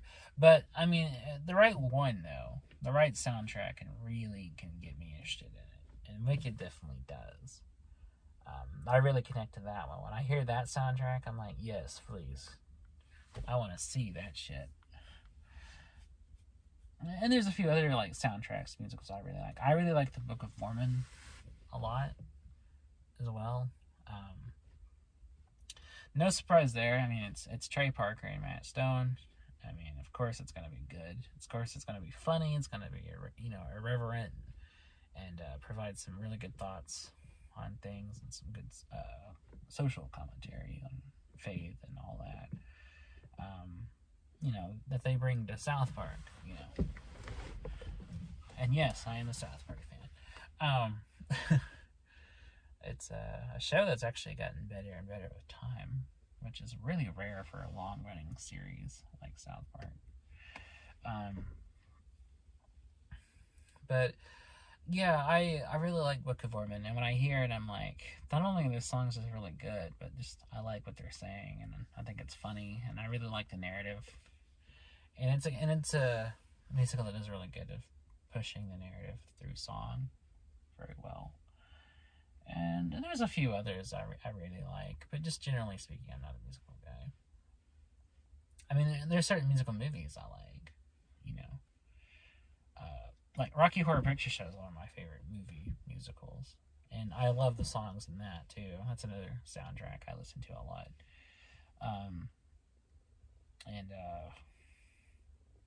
There's some other movie musicals I like a lot. If you count the Disney stuff, like I like those a lot, like Beauty and the Beast and Hunchback. I think those are some great movie musicals. And I really like what else? There's a couple I know. I'm just drawing a blank.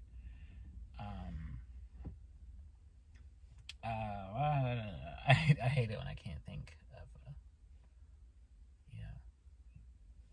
something that's on the tip of my tongue, like what I'm doing right now. So I like the Disney ones. I like Rocky Horror.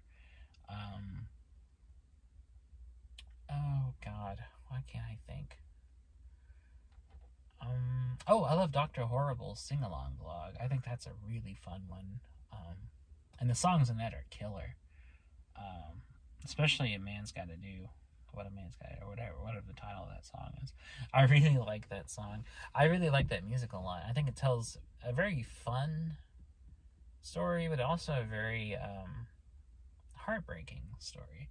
You really sympathize for Dr. Horrible. You really like him, even though he is the villain, because even though he's the villain, he's the hero of the story. You know? But the thing is, he's more of a hero than the actual good guy is. The good guy is actually a prick. And you sympathize with Dr. Horrible. And, you're rooting for him. You want him to get the girl, that he's so obviously in love with. And the songs in that are just really good. And the way the way the cast portrays all those roles is very good. Neil Patrick Harris is great. Nathan Fillion is great. Felicity Day is great. I think that's her name. I feel bad. I can't think of her name. I want to say that's her name, but I'm not. Felicia Day? I think that's her name. Well, that sounds more right. Felicia Day. I'm sorry. The girl from the Guild, okay? I don't remember her name. I never got into the Guild. I'm sorry. I don't really know who she is. I just know she's an actor who's famous and stuff, and especially for the Guild. But she's great as the girl. I feel bad. I can't remember the character's name, but she's great. She plays that part well, you know, and everybody does a good job in that, and she's a good singer. Like the parts that she sings are really good, and I don't know who wrote the music for it. I imagine Joss Whedon wrote like at least the lyrics or something, since he's a very hands-on guy. But he's good. I know Joss Whedon's like written some music. I know he wrote like the Firefly theme, so maybe he wrote all the songs for that. I don't know. I don't know. A lot of people shit on Joss Whedon's work, but I like it. I heard he's not the best of people in real life, but I like the stuff he's done creatively. I mean, I like Buffy, and I like Firefly, and I actually really liked that adaptation he did of Much Ado About Nothing. That I thought was actually a really interesting adaptation. And I loved Cabin in the Woods. That movie was pretty good. It was pretty funny. It was a good like deconstruction of horror. I'm just a big nerd of like deconstructionist media like that, and he does that really well. So yeah, I mean, he himself, I don't know. I don't really even know what the deal is, but I just heard that I think he turned out to be like a creep or something, like a lot of Hollywood people do, that we're finding out about. But I'm not sure if that's what I'm not entirely sure that's what it was, but I think I heard somewhere that he's like actually turned out to be like a creepy, abusive person behind the scenes or something. I don't know. I heard there was something about him, and I don't really know what it was. I don't know. Or, I don't know, man. I don't know. I just heard something negative about him, and I was like, oh, okay. I've never been like a diehard Joss Whedon guy, but I mean, I like the stuff that I've seen by him. I never got like way into everything he's done or whatever. Like I never watched something like, what was that show he did? I know Buffy, I know Angel, I know Firefly. I think he did another show, but I can't remember what it was called. But I never watched it. It was called like Dollhouse or something. I don't remember. And I like the movies that I've seen that he's directed. Like I said, I like Much Ado About Nothing. I like Serenity. I like the Buffy movie. And I liked Cabin in the Woods. So anyways, yeah, Dr. Horrible's Sing Along Blog. One of the musicals I like. Unconventional choice, and I don't know. It's not a typical musical, if you want to call it a musical. It's a musical of movie, but it's not a traditional, typical musical though. But another movie I like that is a very musical movie is Pink Floyd The Wall. I'm a huge Pink Floyd guy. One of my favorite bands of all time. I've been into them actually longer than I've been into any other band. They were the first band I loved, and I loved them at a very early age. And I've just been a lifelong fan of them ever since. I've watched that movie countless times. I think it's an excellent movie. It's so good. And I love the way it's told. I love that it tells the narrative through primarily just nothing but visuals and music. I think that's great. I like the mix of media, from animation to live action to, and one scene specifically that mixes the two. I love everything about it. I love the visuals. I love the style. I love the animation. I think the direction by Alan Parker is fantastic. I love Gerald Scarface. Scarf. I don't know for sure how you pronounce that. You know, I love his animation though. His design and animation work is amazing, and some of my favorite animation in any movie. I think it's fantastic, and it matches the tone very well. And of course, I love the music because Pink Floyd fucking rock. They're so awesome, and like they're the most like emotional, expressive like band. Like their music just really tells you exactly the emotional state of what they're thinking. Um, you know, and the screenplay was written by Roger Waters actually, and I think it's a very good script. Unconventional, of course, but you know, tells the narrative that the album it's based on tells, just doing it through a visual medium as opposed to just purely through songs. And I'm a big fan of the album it's based on as well. I've listened to that album more times than I can even count. But I mean, if you want to count that as a musical film, and it's not, again, I know it's not a traditional musical. It's not a conventional movie at any means. It's a very experimental film. But but it is a musical movie. I mean, it's very much driven by music. I mean, it wouldn't even exist without the album it's based on. Like the whole thing is an adaptation of a record. It's a musical representation, adaptation of a 2-disc LP. So, but yeah, it's actually one of my favorite movies. Like I love that movie. I think it's truly a masterpiece of a film, and it's one of my personal favorites. And I recommend it to anybody who's into experimental narrative, who's into Pink Floyd, who's into like a very kind of surrealist kind of movies, because it's definitely a fit for all three of those. If you like surrealist, like dreamlike movies, if you like movies that use like animation and unconventional storytelling, if you like experimental kind of cinema, and if you like Pink Floyd, then it works on all of those levels. It's just a really well done movie.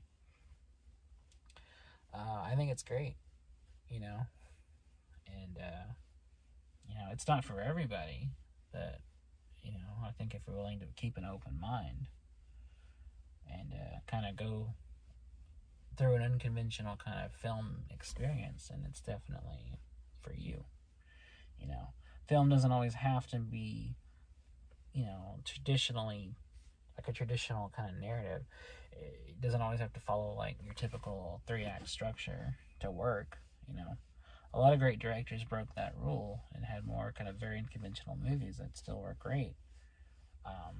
Directors like the Coen brothers, Stanley Kubrick, Alfred Hitchcock, Jim Jarmusch, Lars von Trier, you know, Woody Allen, Wes Anderson, a bunch of people like really kind of, you know how to make movies that don't follow the kind of traditional structure, but make them in a way that work very well. And all of those guys that I mentioned have directed some great films. You know, the Coens was something like Fargo. Wes was something like, you know, The Royal Tenenbaums or Moonrise Kingdom. Woody was something like Stardust Memories or Manhattan. Lars von Trier was something like Antichrist, or Breaking the Waves. You know, Kubrick with, you know, things something like 2001. You know, and Jim Jarmusch was something like Stranger Than Paradise or Down by Law, and Hitchcock was something like Psycho, which very much deviates from your typical 3-act narrative, although a lot of his movies did. Some of them did follow the 3-act structure. Something like Rope, very much, which was adapted from a play, feels very much kind of following the typical 3-act narrative. But, you know, something like Psycho, like, has a very different an unconventional structure that works very well for that story. You know. So I mean, yeah, those are all great movies that all kind of deviate from your typical storytelling format. And there's other kinds of like story movies that definitely are experimental and definitely play with cinema or play with postmodern techniques or play around with structure or things like that. Some other great movies like that would be something like Poison, which is a really great movie, directed by oh god damn it, what's his name?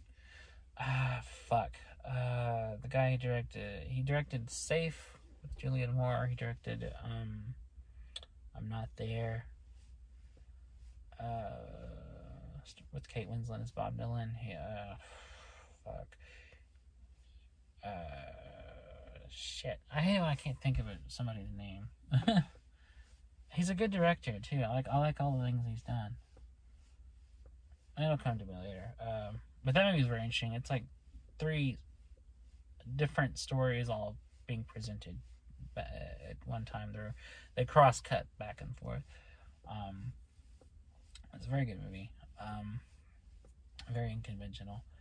And another great movie that kind of plays or deviates from your typical structure is something like Elephant, which is directed by Gus Van Sant, which is a story about a school shooting told in a very kind of unconventional way. It follows several different characters on this day of the tragedy.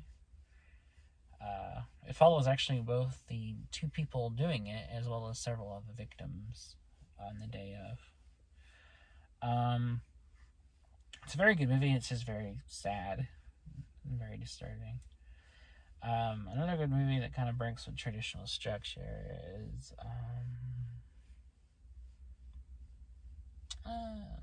the anime movie Akira. Akira is very much it's an epic science fiction, like cyberpunk kind of movie, and it's very much an idea heavy movie, and it definitely plays around with concepts like technology and and kind of biochemical weaponry and psychic stuff too. And it's a very epic movie. It's very intense, and it's a very beautiful animation in it. And it's based on like a multi-volume manga series that the director of it wrote and illustrated. And I can't remember his name. Oh damn it! I hate it. I hate it when I can't think of the guy's name. He's a very influential and famous manga creator, and he's directed a few other anime films as well. I hate it when I can't think of somebody's name. It's the same thing as the director I'm trying to think of. Director, his name's like Todd something of Poison. Todd Browning? That's not right. Todd Browning was a director like in the 30s. He directed Freaks. Shit. It's a very different Todd.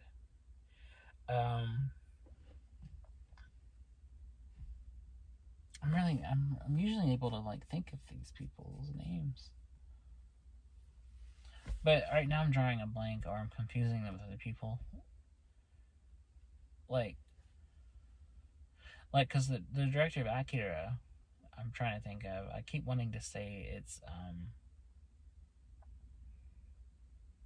another name that's not him. His last name is Otomo. I just forget what his first name is. But Mr. Otomo directed Akira, and he also directed a few other movies.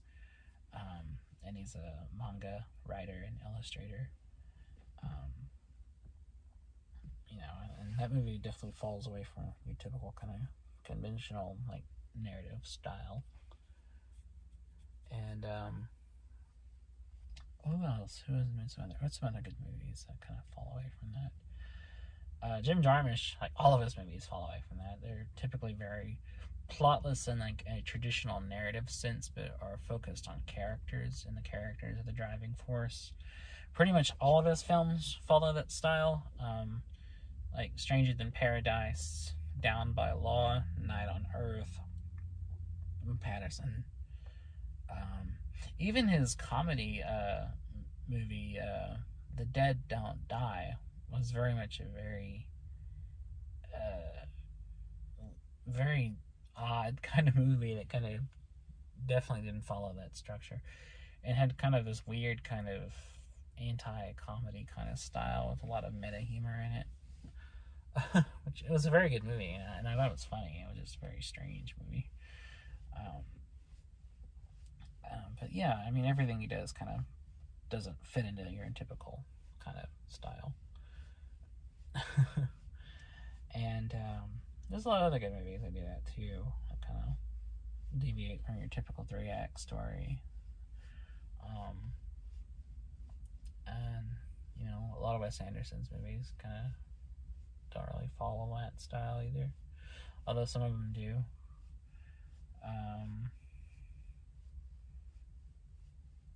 His movies are more closer to that style, but they do also kind of have their own weird little structural quirks.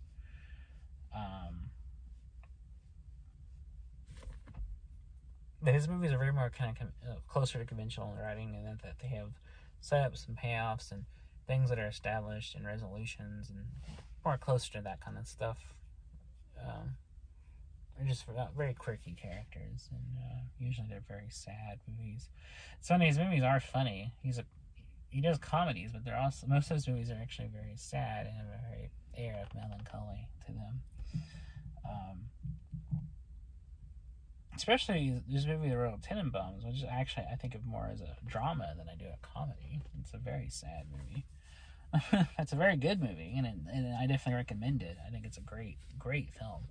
It's just a very sad story. A very kind of sad tone to it, too.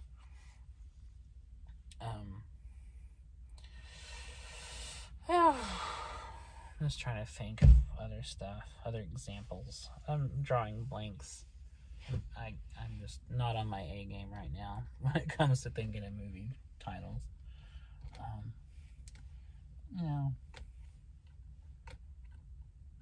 But there's a lot of good movies out there, both conventional and unconventional. And I definitely try to always recommend good stuff to people. I don't know. And there's so many different kinds of movies. There's something for everybody out there, which I think is nice. Because there's so many movies out there that, you'll never get bored.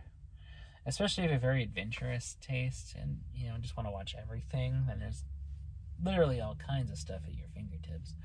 And there's a lot of really interesting movies out there in a lot of different genres and a lot of different styles, just waiting to be seen. Someone else, I just thought of this.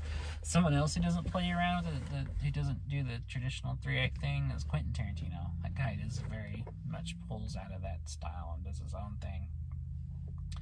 And he's truly an American original. That guy definitely doesn't play to the rules. He colors outside of the lines. And his movies are brilliant. He's a brilliant writer and a brilliant director. And I think he's only gotten better with time. I mean, he already started off great. I mean, when your first movie is Reservoir Dogs, you're already coming out of the gate like a really talented dude. And you follow that up with something like Pulp Fiction, which was his second movie. Like, his second movie, that movie looks like it was made by somebody who directed like 30 films by that point. It's so out of the box and original. I mean, and I can understand totally why it's been like analyzed to death, but I mean, it is that good. I mean, I myself have seen Pulp Fiction countless times, and I think it's a fantastic movie. And his writing is so great. I mean, he knows perfectly how to write something, in a way that's very unconventional and very interesting. And he definitely has like a novelist's eye for detail and ear for dialogue. And it's something definitely not everybody could pull off. I think a lot of people think they're Tarantino when they're not. There's a lot of people that, think that they can pull off writing a 15-minute scene with characters talking about, something mundane, but it just comes off as mundane, whereas in his hands, he definitely pulls it off with a poet's kind of grace. And sadly, you know, he's had his imitators who clearly don't understand what makes his movies work is that they are original and not copying something else like they are, you know. And you know, and you know, Tarantino will always have, you know, a horde of film school wannabes who want to be him and think they're the next, you know, great, you know, thing. They want to be him, and then and they miss the important point entirely. In that, what makes Tarantino work is that there's nothing like him. He is his own guy, and he writes weird, unconventional shit, but he's not. It's not aimless, or it's not. It's breaking convention, but it's still. It's skilled enough to break convention in a way that works, whereas if you don't know what you're doing and you try that, and it's just going to be a mess. And I think a lot of people don't understand that. They don't understand that, you know, there's a method to it, that he's not just writing random shit, that, you know, he's still following a plot, he's still telling a story, he's doing it in an unconventional way, but he's still driving everything forward, you know. People think that, you know, the dialogue in Pulp Fiction is completely unrelated to stuff, and a lot of it is, but it's not entirely.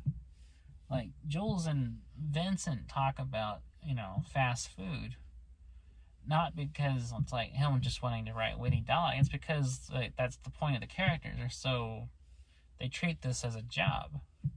They're hitmen, but they're so used to it, and it's not a big deal to them, that of course they just talk about small shit. And that's the point. It's the point of the scene. It's not just be like, oh, look how cool my dialogue is, you know. And even then, the dialogue does actually go back around to a plot point. They start talking about Mia Wallace and potentially what happened to Tony Rocky Horror, which is a plot point in that later in the film, Vincent takes Mia Wallace out on a date. Or not a date, if you want to count Vincent's impression of it. But, although to him, I think it definitely becomes a date in his mind. And to her, too, I would say. And, you know, and it's getting there. It may not have started off with them directly talking about Mia Wallace, but part of their mundane bullshit, you know, quotidian dialogue is that it's building up. It's establishing their casual relationship. It's establishing their mundane view of the task of being a hitman and how this is an everyday job for them. But it's eventually leading up to getting to the dialogue around to the point of that's establishing the plot point that you will see later in the movie.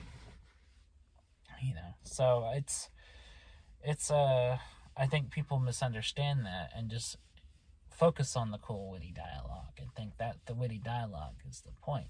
The witty dialogue isn't the point. The witty dialogue is part of the scene. I mean, the wittiness of it is just an expression of how he writes. And it's an expression of the characters who would just normally talk like that. So, yeah, I don't know. I think a lot of people miss the point of Tarantino and what makes Tarantino work. You know. And, everybody wants to break the rules, but what a lot of people don't understand is you first have to know the rules to break them.